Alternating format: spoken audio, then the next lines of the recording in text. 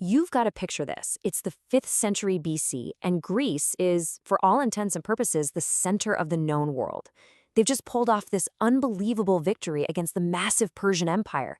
And out of that victory, a golden age just explodes. We're talking art, philosophy, democracy, it's all happening. But right at the absolute peak of all this brilliance, this incredible civilization is about to do the unthinkable. It's going to turn on itself in a brutal civil war that will bring the whole thing crashing down. At the heart of this whole conflict, you've got two city-states, two superpowers, with two completely opposite ways of looking at the world. On one side, you've got Athens. Let's call it the brain. This is the home of the Parthenon, Socrates, the birthplace of democracy. They're a super wealthy, ambitious naval empire that basically owns the seas. And on the other side? Sparta, the spear. This is a tough, rigid, closed-off military society where literally every man is forged from birth to be the perfect soldier. They don't have great philosophers. They have an army that has never been beaten on land. Now, the guy who wrote the book on this war, and I mean literally, he actually fought in it, the historian Thucydides, he nailed the cause with this chilling clarity. It wasn't really about different political systems or fighting over resources. It was about something much more primal: fear. The deep, gnawing fear of an established power watching a new rival get way too strong, way too fast. Sound familiar? It's a dynamic we see playing out over and over again, even today. So we're not just going to give you a dry rundown of battles and dates. No, we're going to look at this whole thing like a classic Greek tragedy. It's the story of how these two brothers, the brain and the spear, ended up destroying each other, and in the process, killing the very golden age they had both helped create. Okay, so the war kicks off in 431 BC, and almost immediately, it hits a wall. It just grinds to a halt. And the reason why is actually pretty simple, but it defines this entire first chapter of the war. Think of it like this. Athens was the whale. It was the absolute master of the sea, with a navy that nobody could touch. Sparta, on the other hand, was the elephant, the undisputed master of the land, with an army that could crush anyone in its path. Now here's the problem. The elephant can't go into the ocean to fight the whale, and the whale can't come up on land to fight the elephant. It's a total stalemate. Sparta's whole strategy was just to march up to Athens, burn all their farms, and hope they could bait them into one big land battle. But lucky for Athens, they had an absolute genius in charge. The Athenian leader, Pericles, came up with this brilliant, perfectly logical plan. He knew they'd get crushed on land, so he just said, "We're not playing that game." Step 1, he brings everyone from the countryside inside the long walls, which are these huge fortified walls that connect Athens to its seaport. Step 2, while Sparta's out there burning empty fields, Athens just uses its all-powerful navy to ship in all the food it needs. And Step 3, they use that same fleet to go and raid Sparta's allies along the coast. It was a perfect plan. It was working, and Sparta was getting seriously frustrated.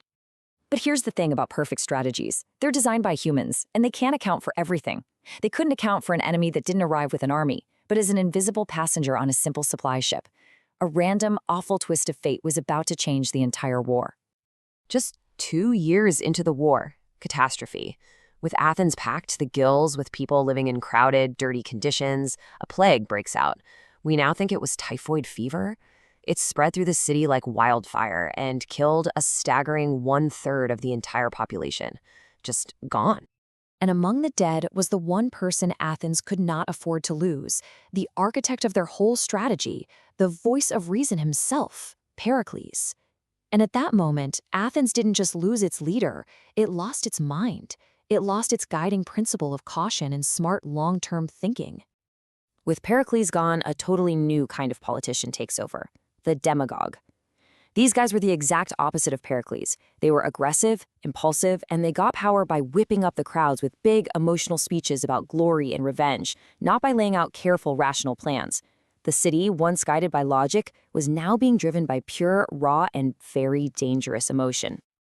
And this shift from logic to emotion is going to lead Athens to make the classic fatal mistake you see in every great Greek tragedy. That mistake is called hubris. It's this dangerous, arrogant overconfidence where you start to believe your own hype. Even after being weakened by the plague and years of war, Athens started to think it was just invincible. And that pride, that hubris, would lead them to make a gamble that was, frankly, completely insane.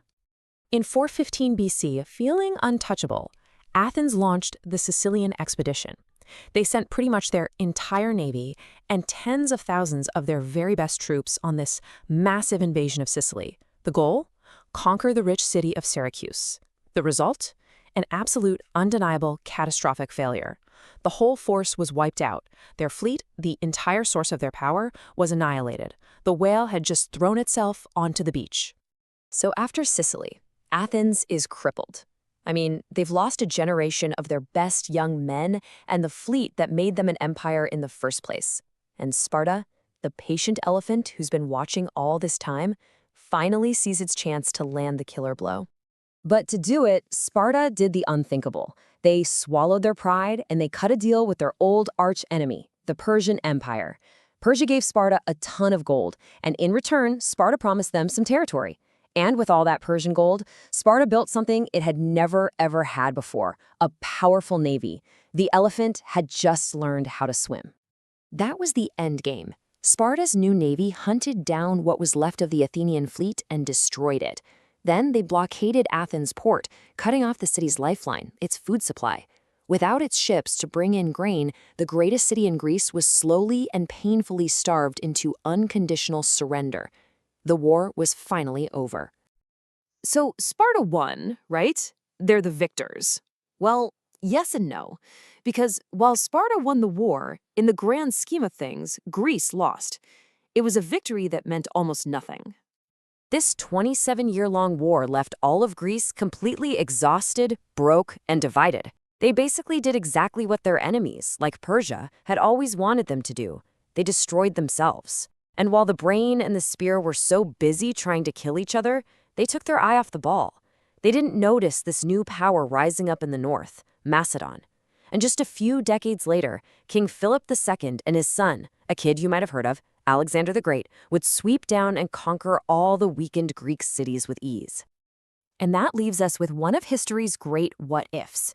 This whole story is a tragedy of fear and pride, for sure. But it was completely upended by a random biological event, so you have to wonder, what if that one ship had never docked in Athens? What if Pericles had lived and his cool, rational strategy had been allowed to play out? How different would the entire future of Western civilization have been? It's something to think about.